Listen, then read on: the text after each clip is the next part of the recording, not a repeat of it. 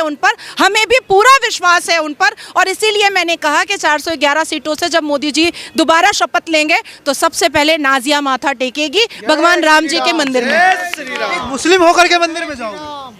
लो, कोई पहली बार थोड़े ही हो रहा है। और मुस्लिम होकर के मैं मंदिर क्यों नहीं जा सकती हूँ भाई? क्या मैं आफ्ताब की तरह बोटियां कर रही हूँ?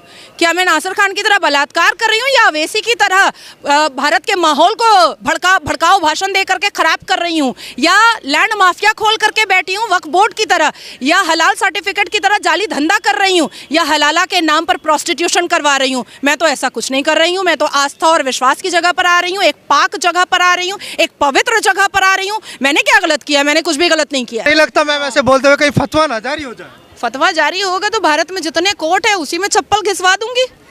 बहुत बढ़िया, जय श्री राम। नहीं, अगर एक मुस्लिम महिला हिंदू के भजन को गा देती है तो उसके लिए फतवा जारी हो जाता है, और आप खुलकर बोल रही हैं। हाँ, मैं तो खुलकर बोलूंगी, एकदम खुलकर बोलूंगी। काहे नहीं बोलूंगी? कौन रोक सकता है मुझे? अवैसी साहब के पास, मदनी साहब के पास, बर्क साहब के पास बहुत बड़ा फ्रीडम ऑफ स्पीच है। आर्टिकल 19, 14, 21, 22, 29 मेरे लिए नहीं है। काहे नहीं होगा मेरे लिए? मेरे लिए नहीं होगा। बहुत बढ़िया। हम भी फ्रीडम ऑफ स्पीच पे बात करेंगे, फ्रीडम ऑफ स्पीच पे बात एकदम। और मैंने तो संविधान पढ़ा हुआ है। अवैसी अगर बैरिस्टर है तो नाजिया कोई जाहिल अनपढ़ तो नहीं है कि वो समझा देंगे भाई मेरा फ्रीडम ऑफ रिलीजन है, मेरा फ्रीडम ऑफ स्पीच है। तो मेरा कहाँ चला गया? मेरा कहाँ चला गया? मैं जाकर के सीरिया में ढूंढूं क्या अपना फ्रीडम ऑफ स्पीच? मैं सीरिया में ढूंढूंगी क्या? बहुत बढ़िया, बहुत बढ़िया। फ्रीडम ऑफ स्पीच की बात कर रहे हैं तो बात भाईचारे की करिए ना। ये तो कहीं ना कहीं बोल रहे हैं कि धर्म के नाम पर, मंदिर मस्जिद के नाम पर बार बार माहौल खराब होता रहा है। चलिए भाईचारे की बात करते हैं। हाँ जी। ज्ञानवापी दे दो बिना लड़े। बहुत बढ़िया। भाईचारे की बात करते हैं, भाईचारे की बात करते हैं ना। सनातनी बेटी श्रद्धा की बोटियां करके आफ्ताब को फिर ससुराल भेज दिया गया जेल। हमारे और आपके टैक्स के पैसे पे उसको दामाद बना करके रखा गया जेल के अंदर। कटवा दो औजार, बना दो नामर्द, क्योंकि इस्लाम तो यही कहता है। इस्लाम तो यही कहता है ना कि बलात्कारियों को नामर्द बना दिया जाए। सऊदिया का कानून भी यही कहता है, और हमारे अल कुरान 30 पारा भी यही कहता है कि अगर कोई भी मुसलमान मर्द ज़िना करता है तो उसको नामर्द बनाया जाए। बनाओ, मैं लिस्ट दे देती हूँ बलात्कारियों का, मुसलमान बलात्कारियों का। आपने ज्ञानव्यापी की बात की कि ज्ञानव्यापी दे दो, भाईचारे की बात करेंगे, शुरुआत करेंगे। करते हैं शुरुआत ना। ओवैसी साहब ने कहा था कि 1991 का जो वर्शिप एक्ट है उसका उल्लंघन है ये।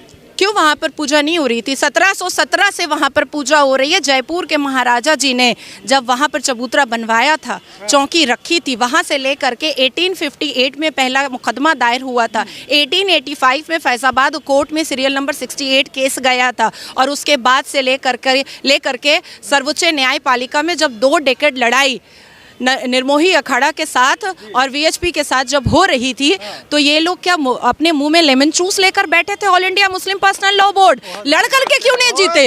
लड़ करके क्यों नहीं जीते? सबूतों के आधार पर क्यों नहीं जीते? जब आचार्य जी ने 441 वेदों और ग्रंथों के सबूत रखे थे मुसलमान जज के सामने, तब उसको क्यों नहीं काट पाए? अरे भाई, लीगल भी आप जीते हैं, धार्मिक भी आप जीते हैं, और इमोशनली भी आप जीते हैं। तीनों आधार पर आपकी जीत हुई है। तो अब इसमें क्या हम लोग क्या बोल सकते हैं? और अवैसी साहब जो बोल रहे हैं वो अपना टीआरपी बनाने के लिए, माहौल गर्म करने के लिए ये सब बोलते रहता है। खुद बैरिस्टर है, 5 मुसलमान भी बैरिस्टर नहीं बना पाया। 5 मुसलमान भी बैरिस्टर नहीं बना पाया। लेकिन मैम, एक तरफ जहां राम के नाम पर राजनीति तो दशकों से होती आई, लेकिन अब सीधा सीधा आरोप लग रहा है कि बीजेपी जो है एक पॉलिटिकल इवेंट ऑर्गेनाइज कर रही है, ये कोई आस्था वास्ता का प्रोग्राम नहीं है। तो फिर अवैसी भी नमाज बिछा करके नमाज जो है अपने सियासत के फायदे के लिए ही पढ़ता होगा, उसी के लिए पढ़ता होगा। धार्मिक अगर किसी के धर्म को हम उंगलियां उठाएंगे तो हमारे धर्म पर भी तो उंगलियां उठेंगी ना। आप लोग बहुत शरीफ आदमी लोग हो, सनातनी बहुत टॉलरेंस है, बड़ा बर्दाश्त है आप लोगों के अंदर। सही सुनो, बताया जाता है। कौन बता रहा है? आमिर खान ने कहा था ना कि इस देश में इंटॉलरेंस बढ़ गया है, डर लगता है अब। यहाँ का नमक खा करके और यहीं के थाली में लुंगी उठा करके हगने वाले को मैं एकदम वैल्यू नहीं देती हूँ, एकदम वैल्यू नहीं देती हूँ। इसलिए लाल सिंह चड्ढा का मैंने लुटिया डुबो दिया था। सारे स्टेट में केस करके, सारे स्टेट में मैंने केस करवाया था कि इसको बैन करो। अच्छा मैम, एक तरफ अभी बहुत पवित्र जगह हम लोग खड़े हैं, प्रभु हनुमान जी का ये स्थान माना जाता है और बहुत प्राचीन है। जब कहा जाता है कि कण कण में राम है, व्यक्ति व्यक्ति में राम है, और राम की कोई अस्तित्व नहीं जान पाया, ना जान पाएगा, क्योंकि वो बिना आकार के होते हैं। आस्था तो यही कहती है। तो फिर जब रोम रोम में राम है, तो इतना पैसा लगा करके एक भव्य मंदिर बनाने की क्या आवश्यकता थी? लोग कह रहे हैं कि एक अच्छा हॉस्पिटल बन जाता राम के नाम पर, एक अच्छा विश्वविद्यालय बन जाता, तो लोगों के लिए फायदा होता ना। कौन सी मस्जिद जो है वो हॉस्पिटल और यूनिवर्सिटी खोल रही है? कोई मस्जिद खोली है क्या? नहीं। तो कहीं से तो शुरुआत करनी पड़ेगी ना। नहीं, सारी मंदिरें सरकार को टैक्स दे रही हैं, सारी मंदिरें यूनिवर्सिटी खोल रही है, कैंसर हॉस्पिटल खोल रही है, गुरुकुल खोल रही है। मंदिरें तो बहुत पार्टिसिपेट कर रही हैं, बहुत, और अपने अपने पैसे से पार्टिसिपेट कर रही हैं। और राहुल बाबा के अब्बा जान ने बनवा दिया क्या मंदिर? अब्बा जान या पापा? अब्बा जान, पापा ने। अरे कश्मीरी पंडित है, नहीं, उनके घर में उनके कौन है कश्मीरी पंडित? राहुल गांधी है? खानदानी मुसलमान है। हाँ, देखिए अंकल जी एकदम सही कहे हैं। 1954 लगता तेरे को मानने सुनिए 1949 में अजमेर शरीफ गए थे नेहरू साहब। हाँ, नेहरू मामू बनाए हैं हम लोग सबको, आप लोगों को कुछ ज्यादा ही बनाए हैं। चाचा वो है नहीं, वो मामू बनाए हैं आप लोग सबको।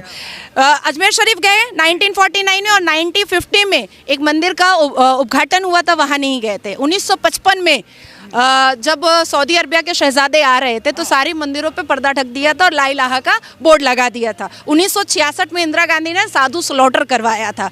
अब आप बताइए, अजमल खसब पे 30 करोड़ रुपया खर्चा करवाया गया था मेहमान नवाजी पर। अब आप बताइए उनको मैं अब्बा जान ना बोलूँ तो और क्या बोलूँ? अगर मुसलमानों से भी इतनी मोहब्बत होती ना, तो कभी भी शाबानो सायरा बानो को कलपता, रोता, तड़पता नहीं छोड़ते, कभी नहीं छोड़ते।